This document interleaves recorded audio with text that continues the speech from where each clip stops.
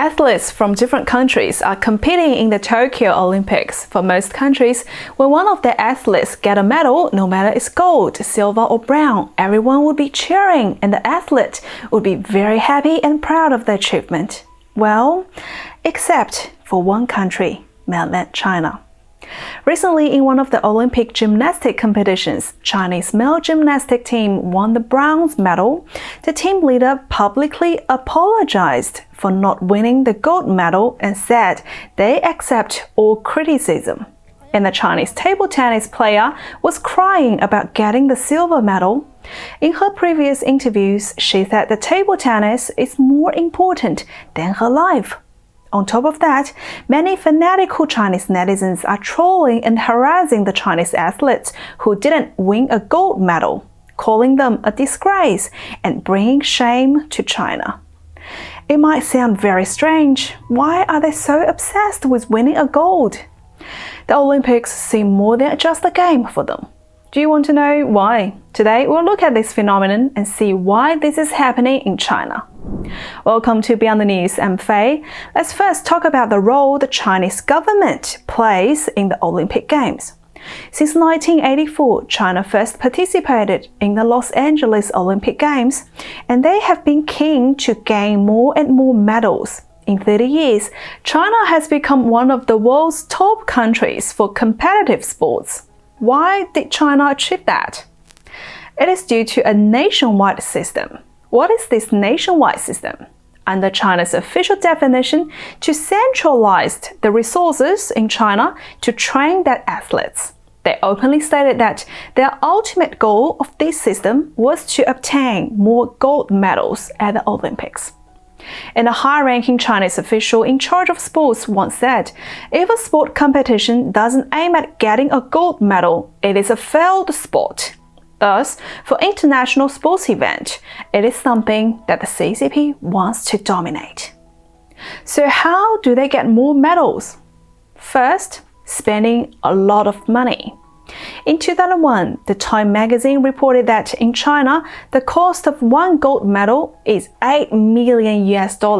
In 2004, the cost went up to $100 million. How did they get this number?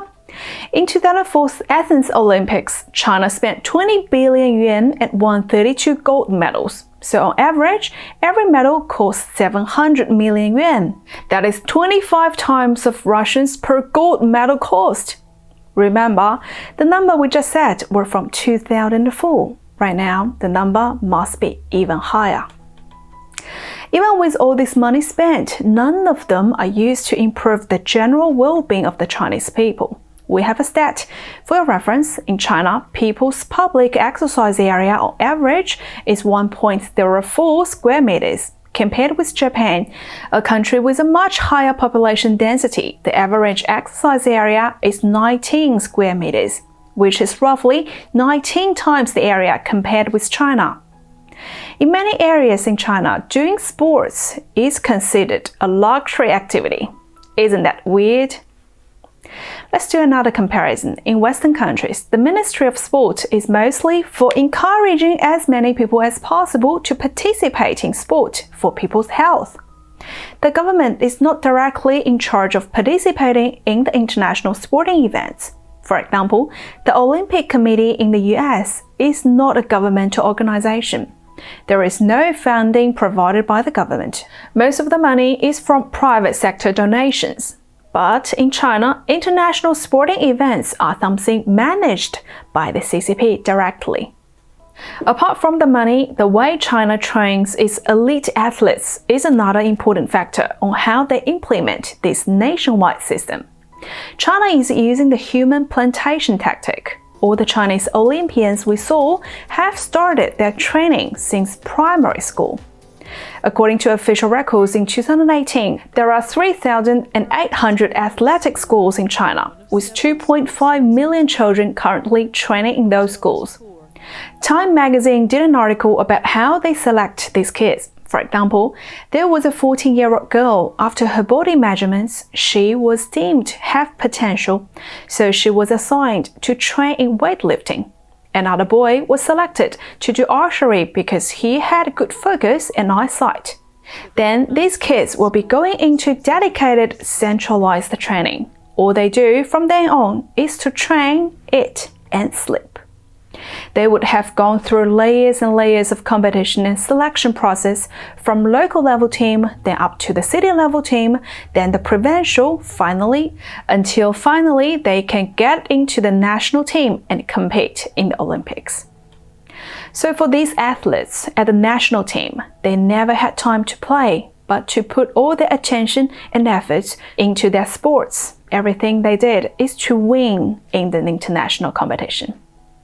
Let's think about the weight and the responsibilities that these athletes carry.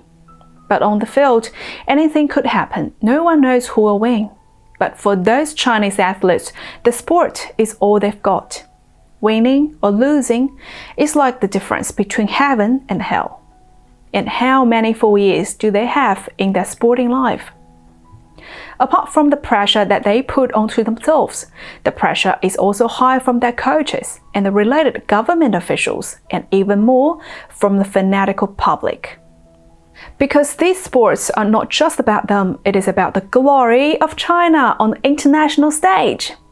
I think now you have a better understanding on why these athletes were so emotional in not winning the gold medals. Because the Chinese government wants winning gold more than anything else, it caused another problem in the Chinese sports industry, the drug doping problem.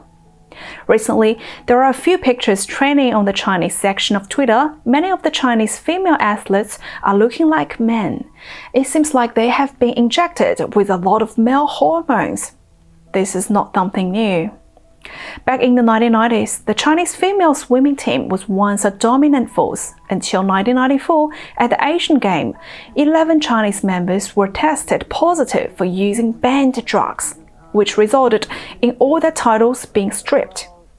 In other countries, whether the athlete is taking drugs, it is an individual choice. But in China, it is the coaches forcing the athletes to take the drug, because the only goal is to win more gold medals. What is even worse is when they retired.